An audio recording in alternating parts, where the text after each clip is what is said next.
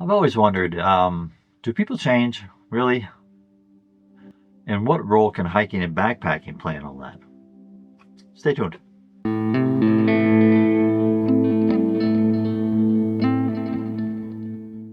Hey everybody, I'm David on Earth. Welcome to the channel. I've been thinking about what I do differently now that I've been hiking pretty much consistently for the past 15 years. Here's a little background for those who are new to the channel. I'm recently retired. And I was a professional planner and manager for some decades, managing risk and people and outcomes and looking at data and influencing and controlling performance and behavior. I wasn't very pragmatic. I was mostly dedicated to a proven set of processes and systems. We carefully design the rules, so just follow the rules. And that was true for me for a long time, until a few things happened.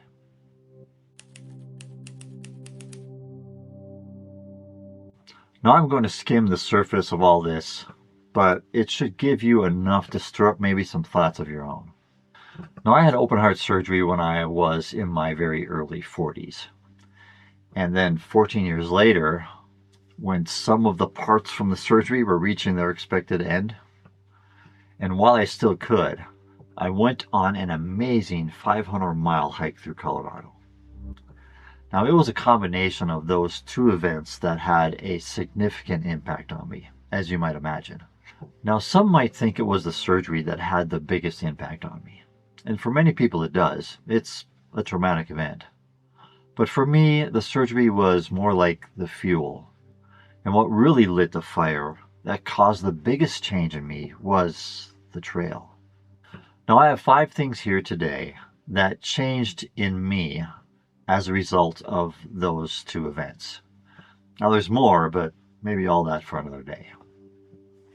The first thing is that I become less of a neurotic planner and more of a living in the moment person.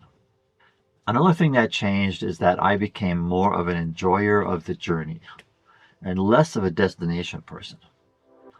Goals are nice, but I was missing most of the magic that happens along the way. Another thing is that I've learned to let go of things that I can't control and to let go of people who are not good for me.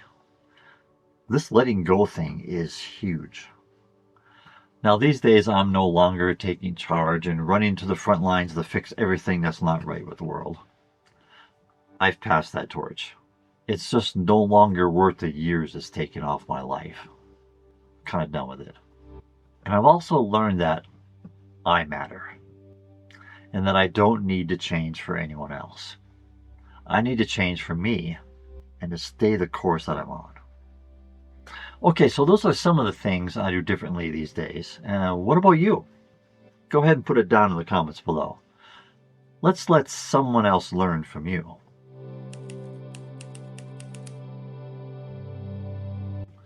Now, why and how does change happen? Here's what I found out. Now, the research suggests that in our adulthood, our core traits remain relatively stable, and our basic temperament doesn't shift much either. Now, that's not to say that people don't change. Indeed, most of us evolve and grow, but the core traits stay mostly intact. It's important we know this, so we are more realistically targeting the right kinds of change. Now, when they refer to core traits, they mean like openness, conscientiousness, whether we are an introvert or an extrovert, whether we are agreeable, whether we are neurotic or not. These things for most of us change very little over our lifetime. However, dramatic transformations and significant changes in people are still possible either within or alongside those traits. And almost always, these changes are directly linked to major life events. Events like parenthood, severe illness, significant loss, deep hardships, maybe high levels of success, and maybe even long trails with deep immersion in nature. When I was in the military, we categorized these things as significant emotional events.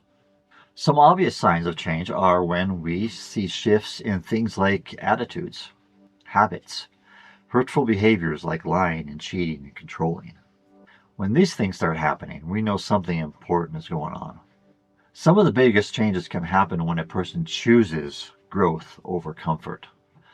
It's comfortable not to change, and note the intentionality here. If we want it, if we seek it, if we participate in it, change will happen.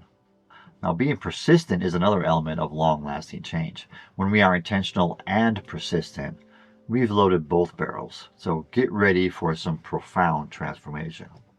Also, the company we keep makes a difference. If we surround ourselves with people who are seeking growth and betterment, we generally participate in that.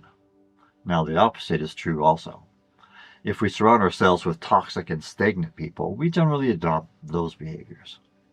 So this is why having a mentor, choosing the right friends, and being selective about the people we socialize with can be a great safety net for us. Okay, so that's the fun research stuff.